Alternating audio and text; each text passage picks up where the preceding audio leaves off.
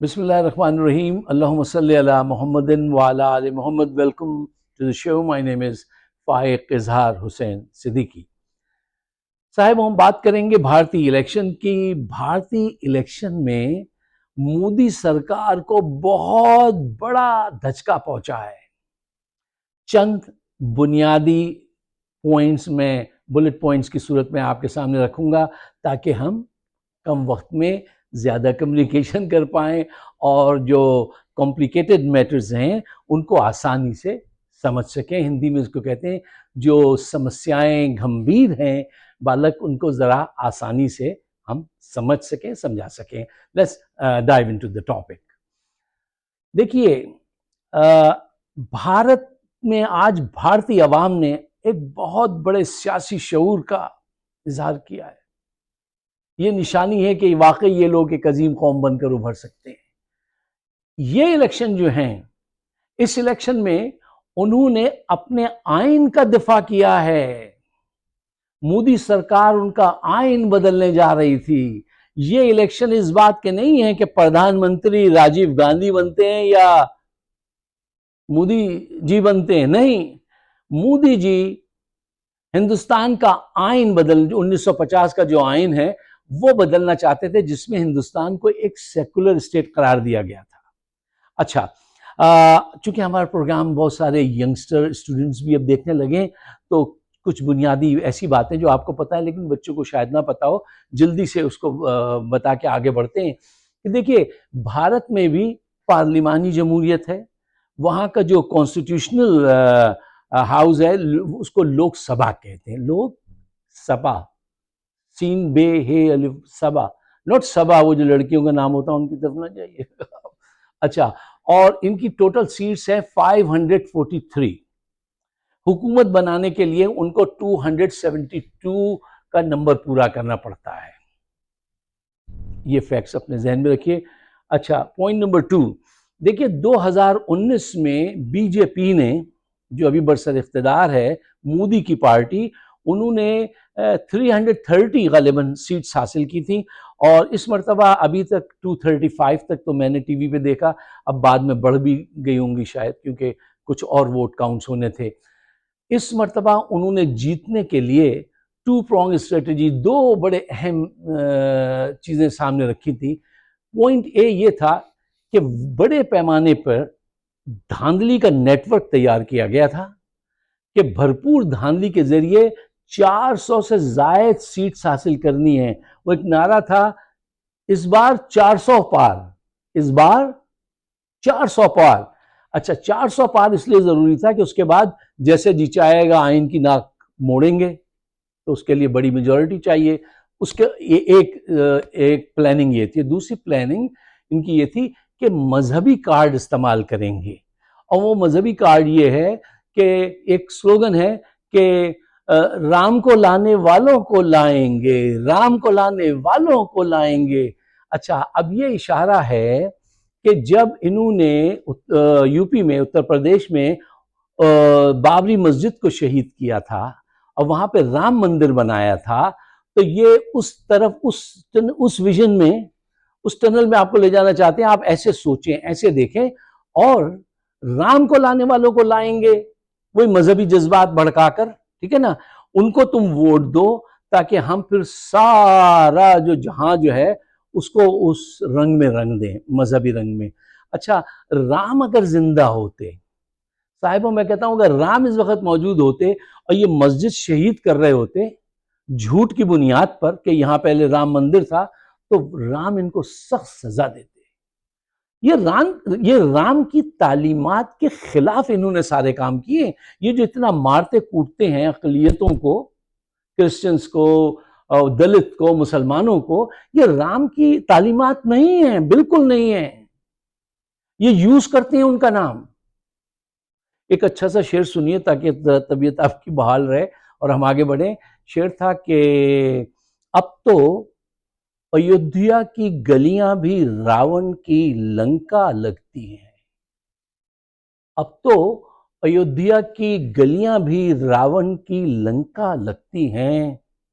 राम किसी अवतार में आओ, राम किसी अवतार में आओ, भारत है कठिनाई में। अच्छा, अब अवतार पे मुझे, अब देखिए बात से बात निकलती है, बढ़ती चली जाएगी, टाइम पूरा ना हो जाए।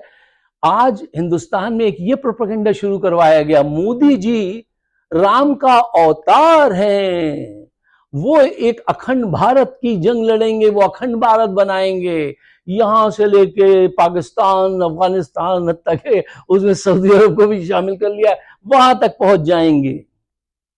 सब फसाद फैलाने की बातें हैं ना। अब आप बताइए ये कोई मुनासिब बातें हैं? नहीं। अच्छा खैर, इसको छोड़िए। देखिए,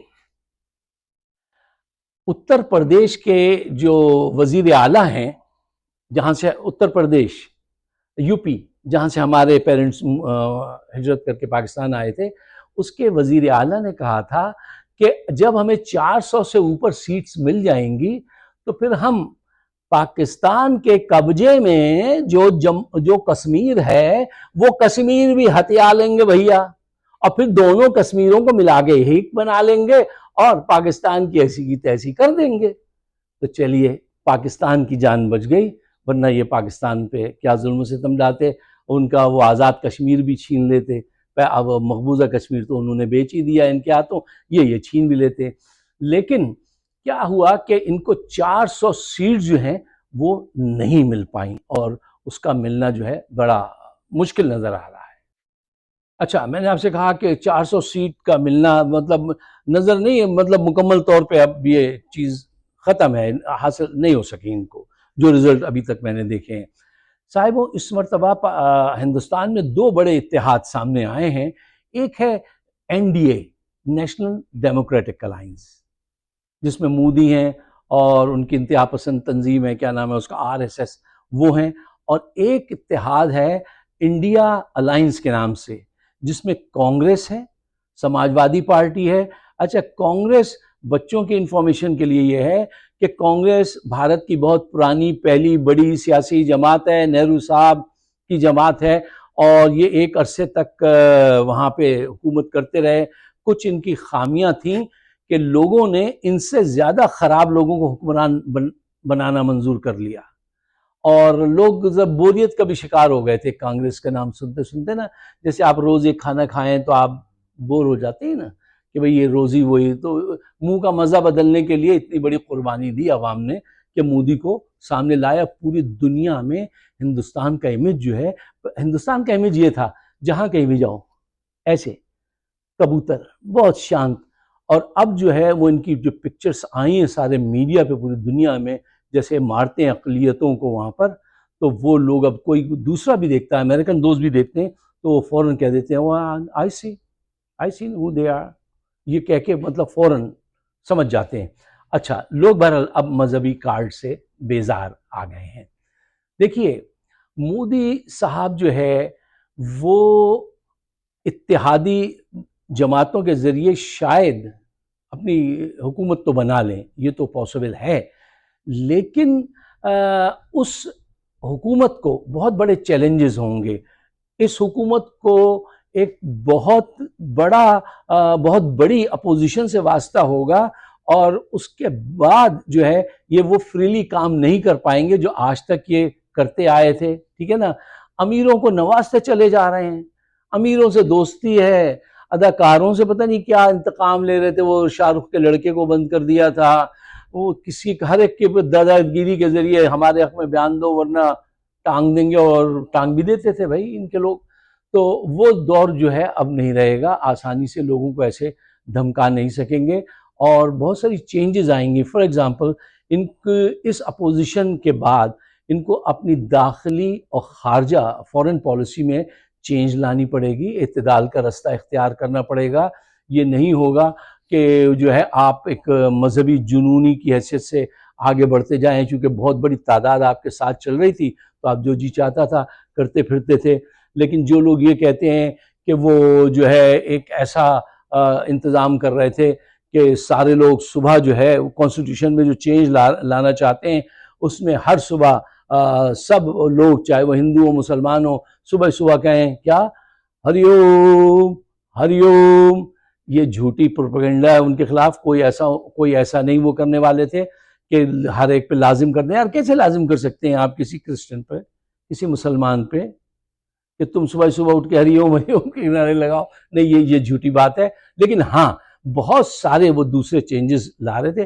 पूरे हिंदुस्तान को उधेड़ के रख दिया था यार इन्होंने। जहां मुसलमान नाम नजर आए उसका बोर्ड बदल दो। हत्ता के ताजमहल को कह रहे हैं यहां पे भी कोई मंदिर था, इसको भी गिरा दो। यार ये जहनियत आपने पैदा की है।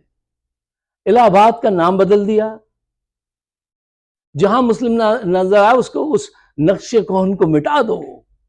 ये गलत बात थी, हिंदुस्तान को बहुत नुकसान पहुंचाया इन्होंने। अच्छा, अब आप आइए आखिर में ये देखिए कि इससे आपको क्या सबक हासिल होता है इस इलेक्शन से हिंदुस्तान के। देखिए, इसमें बहुत बड़ा सबक है पूरी पाकिस्तानी जनता के लिए, यानी आवाम के लिए, और पाकिस्तानी जो वो हैं एलीट क्लास, जो अशराफिया हुकूमत करने वाले लोग।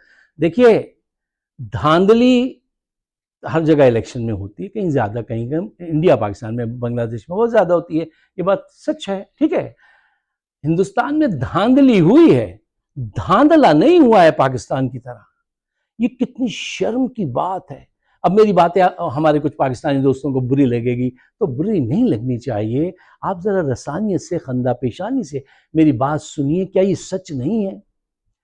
उनके मुल्क में इलेक्शन हुआ, धांधली हो रही, लेकिन उनका आर्मी चीफ दूर दूर कहीं नजर नहीं आता।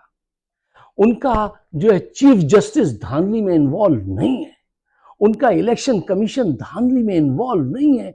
उनमें इतना शऊर है कि दूर दूर इनमें से कोई। और पाकिस्तान में आर्मी चीफ, खुफिया एजेंसीज उसकी, चीफ जस्टिस, इलेक्शन कमीशन, सबने मिलकर पूरे का पूरा इलेक्शन उठा के चुरा लिया। और पूरी दुनिया ने देखा। और बेशर्मी देखिए, बेगैरती देखिए, पूरी दुनिया ने देखा। उसके बावजूद कहने लगे नहीं वो हारे हैं, ये जीते हैं। और उनकी हुकूमत भी बनवा दी आपके आर्मी चीफ ने। यार, हिंदुस्तान में जरा देखिए उनका सियासी शऊर कहां है। उनका आर्मी चीफ कहीं दूर दूर नजर नहीं आता। उनके चीफ जस्टिस के पास आप लेके जाएं कोई भी बात, तो वो इंसाफ से फैसला करेगा। एक जगह बस उन्होंने मेरे हिसाब में गलत फैसला किया। ये जब बाबरी मस्जिद शहीद की थी, उस वक्त अगर वो उसमें आ जाते ना सच पे, तो बहुत सलूट करते हैं उन जजेस को। लेकिन उन पे गुंडागर्दी इन्होंने कर दी थी मोदी वालों ने। लेकिन उनके इलेक्शन में धांधली जरूर हुई है, लेकिन उनका बड़े आर्मी चीफ, उनका जो है चीफ जस्टिस और इलेक्शन कमीशन, ये इन्वॉल्व नहीं थे। पाकिस्तान में ये सब इन्वॉल्व थे। कितना बड़ा मैंडेट इमरान खान का इन्होंने चुरा लिया, और आज तक अपनी जिद पर हैं। अब जरा पड़ोस से ही सीख लो। सीखने की तो कसम खा रखी है कि सीखेंगे नहीं। अच्छा साहिबों, एक आखिरी बात देखिए, पाकिस्तान की हुकूमत जो आज पाकिस्तानी यूट्यूबर्स के पीछे पड़ी हुई है, एक भारतीय नसरात जर्मन है वो गालिबन, उसका नाम है दुर्रे राठी, दुरु राठी। वो उसने जर्मनी से बैठकर वो तबलीग की, वो कैंपेन चलाई कि होश उड़ा के रख दिए मोदी सरकार के। बड़ा किरदार है इस फैसले में उसका, ठीक है ना। वो कायम है। हमारे वहां ये हैदर मेदी और वो जो दूसरे हैं मोहित पीरजादा और वो जो है हमारे मेजर साहब, उनके पीछे पड़े हैं कि इनको कत्ल करवा दो, इन पे मुकदमात कायम कर दो। यार शर्म करो, कोई शर्म करो। कितने लोग मोदी हुकूमत के खिलाफ थे, किसी को उन्होंने कत्ल करवाया, किसी को उठवाया, किसी पे मुकदमा कायम किया? यही तो पता चलता है कि आप में कितना जमहूरियत है, कितना इंसाफ है, और आप आगे बढ़ेंगे या यहीं खड़े रहेंगे। यहां तो देखिए इस वक्त का अजीम लीडर, पूरी दुनिया जिसको प्यार करती है, उसको जेल में बंद किया है। करप्ट पूरी दुनिया जिनको मानती है, अपने निसाब में पढ़ाती है। एक को सदर बनाया है, दूसरे को वजीर आजम बनाया है, और एक वजीर आला बनाई है जो रोज मॉडलिंग करती है। कौमें ऐसे पनपती हैं? कौमें ऐसे नहीं पनपती। कौमें ऐसे पनपती हैं कि उन्होंने कहा हम अपने आइन को चेंज नहीं करेंगे और जो चेंज करने आएगा उसको हम चेंज कर देंगे, उसको उठा के फेंक देंगे। ये सियासी शऊर है उनका। अब आप कहेंगे हिंदुस्तान की तारीफ कर दी। अरे भाई क्या मुसीबत आते हैं, जो भी अच्छा काम करे उसकी तारीफ करो, उससे सबक सीखो, और जो बुरा काम करे उसको कहो भी ये जुल्म हो रही है, ये ज्यादती है। अगर आप मेरे ख्यालात से इत्तफाक करते हैं तो पाकिस्तान के बेहतर मुस्तकबिल के लिए, हिंदुस्तान पाकिस्तान के दरमियान में बेहतर ताल्लुकात के लिए इसको शेयर ज़रूर कीजिएगा, मुझे अपने ख्यालात से ज़रूर नवाजिएगा। आप सबका बहुत बहुत शुक्रिया। हमें चारों तरफ से इन्होंने घेरा हुआ है और हमारी वीडियोस पहुंचने नहीं देते, उसके नोटिस नहीं पहुंचते, कहीं आवाज़ बिगड़ जाती है, कहीं वो लोग कहते हैं दोबारा चलनी शुरू हो जाती है, तो शुरू में लोग बंद करके निकल जाते हैं, तो वो यूट्यूब के एल्गोरिदम जो है उसको खबर होती है ये तो बड़ी प्रॉब्लम है इस वीडियो में, तो कोई देख नहीं पा रहा, तो वो उसको प्रोजेक्ट नहीं करते। आप हमारे साथ ताउन कीजिएगा। आप सबका बहुत बहुत शुक्रिया। खुदा हाफिज़।